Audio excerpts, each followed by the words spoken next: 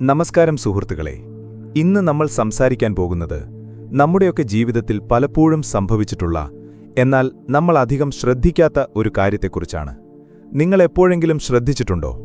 നിങ്ങളൊരു വലിയ കാര്യം പ്ലാൻ ചെയ്യുന്നു.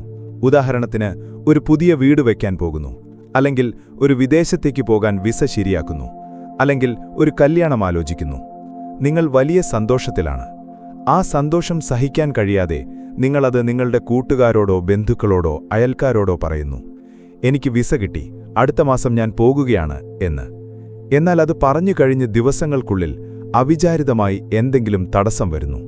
വിസ റിജക്റ്റ് ആകുന്നു, കല്യാണം മുടങ്ങുന്നു, വീടുപണി പാതി വഴിയിൽ നിൽക്കുന്നു. ഇതെന്തുകൊണ്ടാണ് സംഭവിക്കുന്നത്? പണ്ടുള്ളവർ ഇതിനെ കണ്ണേറ് അല്ലെങ്കിൽ നാവുദോഷം എന്ന് വിളിക്കും. ആധുനിക കാലത്ത് നമ്മളിതിനെ നെഗറ്റീവ് എനർജി എന്ന് വിളിക്കും. ആചാര്യ ചാണക്യൻ ഇതിനെക്കുറിച്ച് വളരെ വ്യക്തമായി പറയുന്നുണ്ട്. മനസ്സിൽ വിചാരിച്ച കാര്യം പുറത്തു പറയാതെ മന്ത്രം പോലെ സൂക്ഷിച്ചുവെച്ച് പ്രവർത്തിക്കുക. രഹസ്യം പരസ്യമാക്കിയാൽ ആ കാര്യം നടക്കില്ല.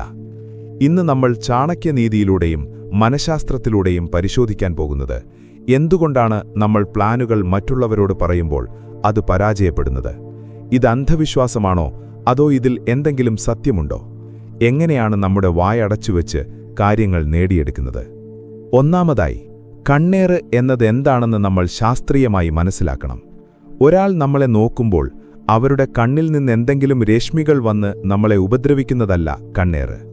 മറിച്ച് അവരുടെ മനസ്സിലുണ്ടാകുന്ന തീവ്രമായ അസൂയ, ജലസി അല്ലെങ്കിൽ നെഗറ്റീവ് വികാരം നമ്മുടെ ആത്മവിശ്വാസത്തെയും പ്രവൃത്തിയെയും ബാധിക്കുന്നതിനെയാണ് കണ്ണേറ് എന്ന് വിളിക്കുന്നത്. നമ്മളൊരു കാര്യം പറയുമ്പോൾ കേൾക്കുന്ന എല്ലാവരും നമ്മളെ ആശംസിക്കണമെന്നില്ല. മുഖത്ത് ചിരിച്ചുകൊണ്ട് നന്നായി വരട്ടെ എന്ന് പറയുന്നവന്റെ ഉള്ളിൽ ഇവൻ രക്ഷപ്പെടരുത് എന്ന ചിന്തയാകും ഉണ്ടാവുക. ആ ചിന്തയ്ക്കൊരു വൈബ്രേഷനുണ്ട്. നമ്മൾ ആവേശത്തോടെ നമ്മുടെ പ്ലാനുകൾ പറയുമ്പോൾ അവരുടെ ഈ നെഗറ്റീവ് വൈബ്രേഷൻ നമ്മളിലേക്ക് പകരുന്നു. അത് നമ്മുടെ ആത്മവിശ്വാസം കുറയ്ക്കുന്നു, നമ്മളിൽ സംശയങ്ങളുണ്ടാക്കുന്നു. ഇനി അത് നടക്കില്ലേ എന്ന പേടി നമ്മളിൽ വരുന്നു. ആ പേടിയാണ് പരാജയത്തിന് കാരണം. ചാണക്യൻ പറയുന്നു, കാട്ടിലെ മരങ്ങളിൽ നേരെ നിൽക്കുന്ന മരമാണ് ആദ്യം വെട്ടപ്പെടുക. നിങ്ങൾ നിങ്ങളുടെ സന്തോഷം പുറത്തു കാണിക്കുമ്പോൾ നിങ്ങൾ ആ നേരെ നിൽക്കുന്ന മരമായി മാറുന്നു. അസൂയക്കാരുടെ കോടാലി ആദ്യം വീഴുന്നത് നിങ്ങളുടെ മേലായിരിക്കും. രണ്ടാമത്തെ കാര്യം മനഃശാസ്ത്രപരമായ ഒരു സത്യമാണ്. ഇതിനെ പ്രീമച്വർ സാറ്റിസ്ഫാക്ഷൻ എന്ന് വിളിക്കും. നമ്മളൊരു കാര്യം ചെയ്യാൻ പ്ലാൻ ചെയ്യുമ്പോൾ, ഉദാഹരണത്തിന്, ഞാൻ നാളെ മുതൽ ജിമ്മിൽ പോകും എന്ന് കരുതുക. നിങ്ങളത് 10 പേരോട് പറയും, ഞാൻ ജിമ്മിൽ പോകാൻ പോകുകയാണ്, ശരീരം നന്നാക്കാൻ പോകുകയാണ് എന്ന്. ഇത് കേൾക്കുമ്പോൾ സുഹൃത്തുക്കൾ പറയും, വാവ്, സൂപ്പർ, കലക്കി. ഈ അഭിനന്ദനം കേൾക്കുമ്പോൾ നമ്മുടെ തലച്ചോറിൽ ഡോപ്പമിൻ എന്ന സന്തോഷത്തിന്റെ ഹോർമോൺ ഉൽപ്പാദിപ്പിക്കപ്പെടുന്നു. തലച്ചോറിനൊരു തെറ്റിദ്ധാരണയുണ്ടാകുന്നു, ഞാൻ ആ കാര്യം ചെയ്തു കഴിഞ്ഞു എന്ന്. അതായത്, ജിമ്മിൽ പോയി കഷ്ടപ്പെട്ട് ശരീരമുണ്ടാക്കിയാലേ സന്തോഷം കിട്ടൂ എന്നില്ല. അത് ചെയ്യാൻ പോകുന്നു എന്ന് പറഞ്ഞാലും അതേ സന്തോഷം കിട്ടും.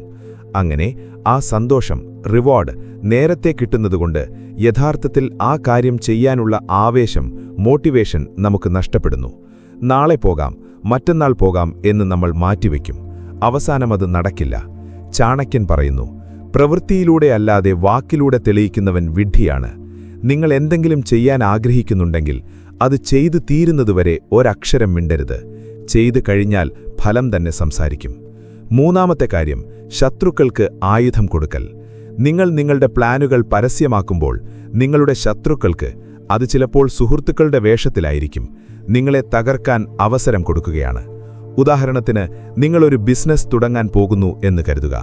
നിങ്ങളതെല്ലാവരോടും പറയുന്നു.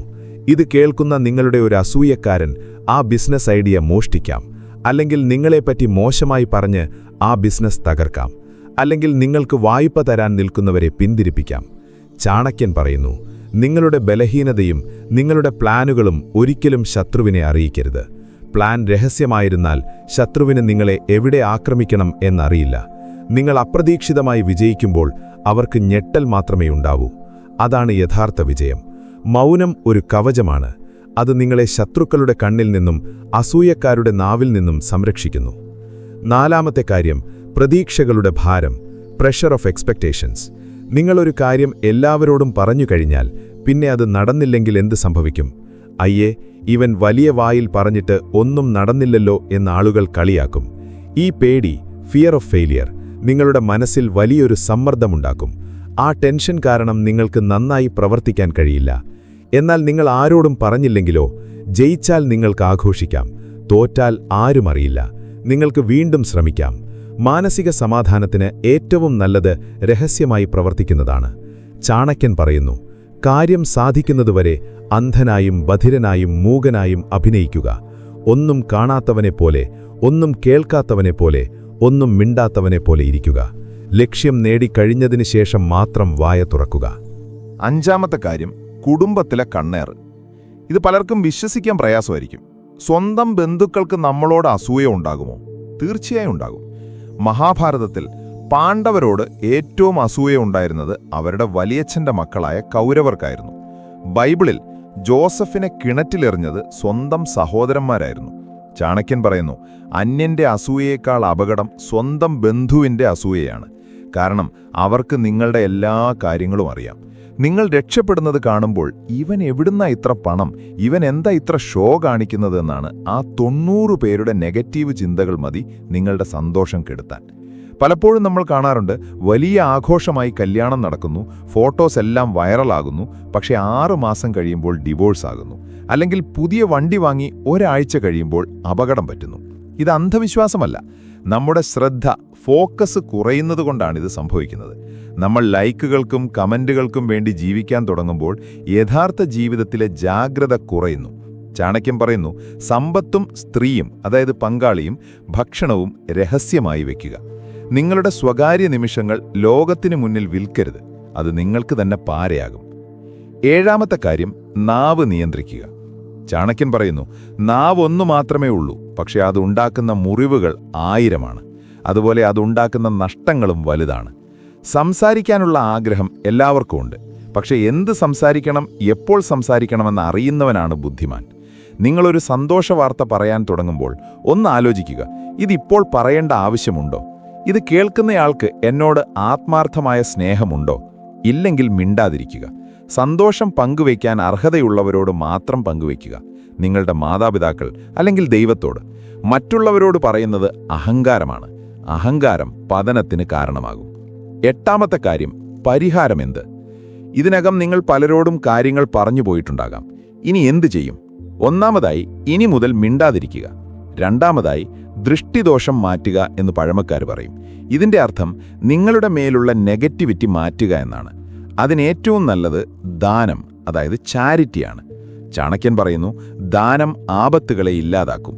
നിങ്ങൾക്കൊരു നല്ല കാര്യം നടന്നാൽ അത് ആഘോഷിക്കുന്നതിന് പകരം പാവപ്പെട്ടവർക്ക് ഭക്ഷണം കൊടുക്കുകയോ സഹായിക്കുകയോ ചെയ്യുക. അവരുടെ പ്രാർത്ഥന, അതായത് ബ്ലെസ്സിങ്സ്, ആ കണ്ണേറിനെ ഇല്ലാതാക്കും. മൂന്നാമതായി, വിനയം കാണിക്കുക.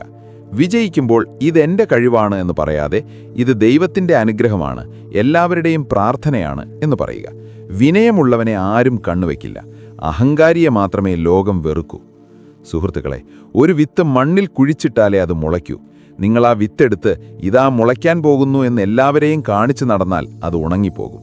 നിങ്ങളുടെ സ്വപ്നങ്ങളും ആ വിത്ത് പോലെയാണ്. അത് നിങ്ങളുടെ മനസ്സാകുന്ന മണ്ണിൽ, മൗനമാകുന്ന ഇരുട്ടിൽ കുഴിച്ചിടുക.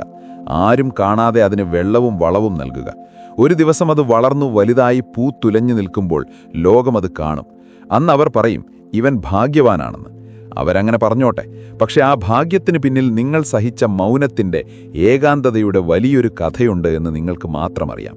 അതാണ് നിങ്ങളുടെ കരുത്ത്. ഓർക്കുക, പാതി വഴിയിൽ മുടങ്ങിപ്പോകുന്നത് നിങ്ങളുടെ കഴിവ് കുറവുകൊണ്ടല്ല, മറിച്ച് നിങ്ങളുടെ വായ നിയന്ത്രിക്കാത്തതുകൊണ്ടാണ്.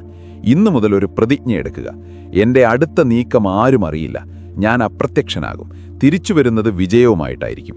ഈ രഹസ്യ സ്വഭാവം നിങ്ങളെ ഒരു കാന്തിക ശക്തിയുള്ള വ്യക്തിയാക്കി മാറ്റും. ആളുകൾക്ക് നിങ്ങളെക്കുറിച്ച് അറിയാൻ ആകാംക്ഷ കൂടും. പക്ഷേ നിങ്ങൾ പിടികൊടുക്കരുത്. നിഗൂഢതയാണ് ഏറ്റവും വലിയ ആകർഷണം. ജയിക്കുക, കീഴടക്കുക.